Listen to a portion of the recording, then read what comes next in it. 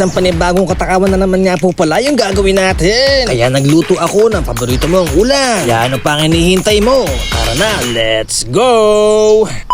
Bumili nga pala ako ng ulo ng manok sa may sabungan. Ay, sa tindahan pala ng manok. Diyan lang, sa Bambang na. At ito nga pala ay nagkakahalaga lang na 100 pesos. Meron ka ng instant ulam. Tinatanggal ko nga pala dito yung mga palong niya. Kasi gusto ko nga ikalpukan. Madali lang naman tanggalin niya. Tapos hindi mo na kailangan palambutan. Kasi mabibili mo siya talagang malambot na. At lilinisin mo na lang. Ang gagawin ko nga pala sa ulo ay adobo. At itong palong naman ay gusto ko ay kalpukan. Siyempre, para dalawang klase. Hinugasan ko na nga pala dito yung palong. Tinanggal ko yung kanyang mga mancha. Sa mga hindi nakakaalam, talaga pong kinakain niya. Subukan niyo po at talagang masarap. Hinahati ko na nga po pala dito yung palong sa maliliit na ewan ko ba.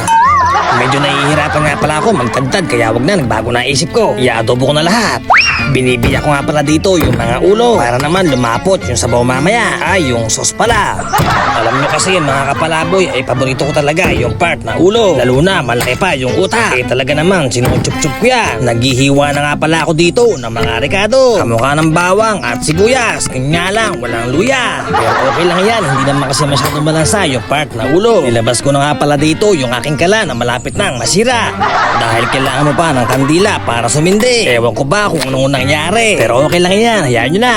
Kaya eto kahit hindi undas ay nilabas ko na yung kandila para mag-apoy ang aking kala. Ilalagay ko na nga pala yung aking kawali kaso nga lang baliktad pala yung lagay ko ng kala. Kaya ayun, pinatay ko muna. At eto ilalagay ko na yung tama. At ayun, ayos na, ilalagay ko na yung aking kawali. Nilagyan ko na rin siya ng estiko. Ay mantika pala.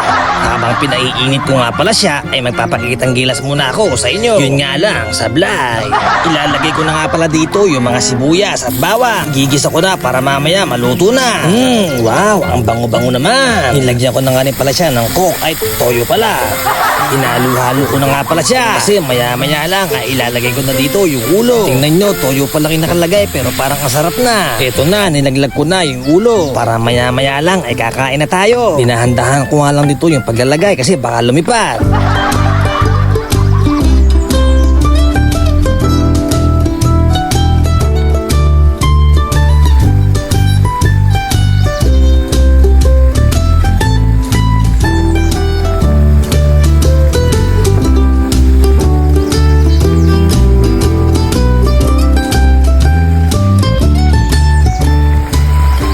At ayun, habang nakasigang yung akin niluluto, ay kumuha na ako dito ng dahon ng saging. At dito nga pala ako kakain. Kaya ito, susukatin ko na kung kakasya ba sa aking lalagyan. Dito nga, minakita ko pandak na sili. Kaya kumuha ko ng mga ilang piraso. Ayun, sa wakas, naluto na rin yung aking special ulo at palong. Itsura pa lang talaga, talagang masarap na. At sigurado, taob ang inyong kaldero. O kaya naman, samahan mo ng isang malamig na alak. O ano pa hinihintay nyo? Tara, isalin na natin to.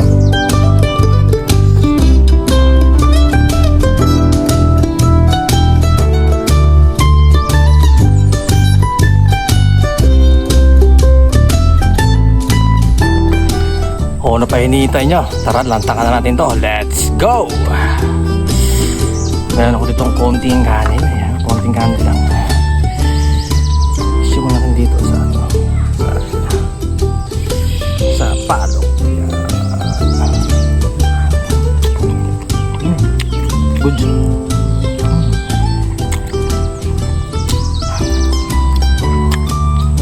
Ulo. Ulo niya. May isang utak.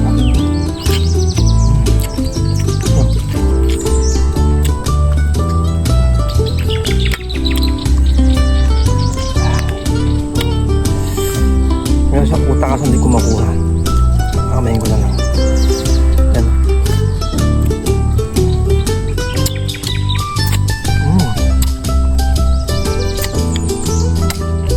Sarap. Talong.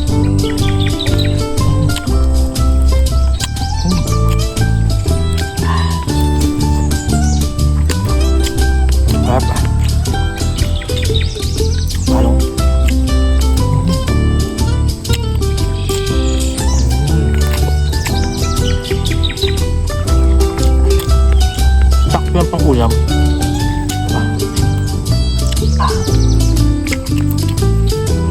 Good.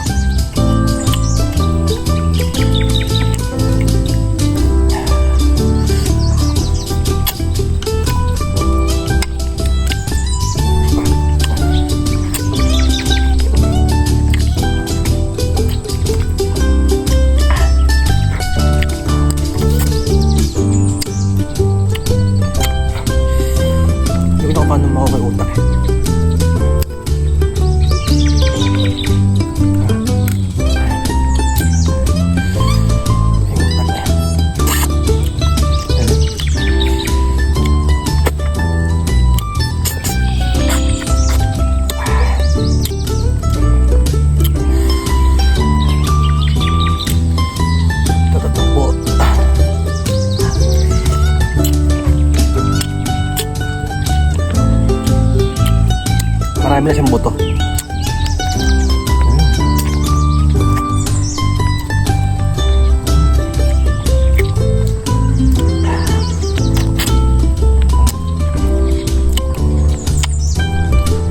Kailangan talaga nakakamay ka dito. Hindi pwedeng naka-tsaka ka. Okay. Nahirapan kang kumuha. Gusto. Palong sarap.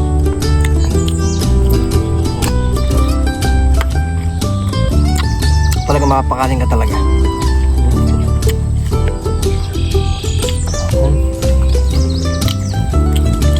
Grabe.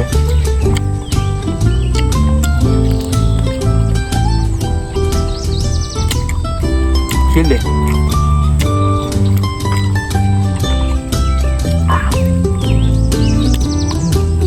Panalo. Sarap. Halaga 100 pesos lang, meron ka ng ganitong ulam. Diba? Low budget lang pero panalo.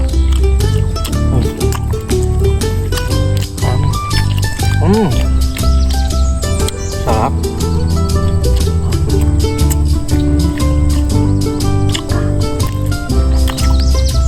Solid.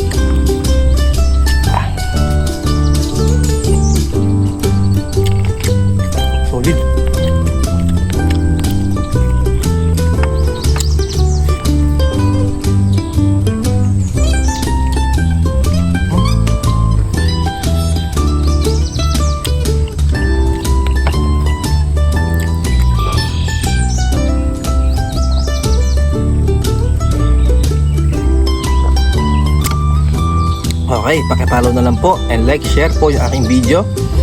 Subscribe na rin po sa aking YouTube channel. Maraming salamat po. Good luck po. God bless.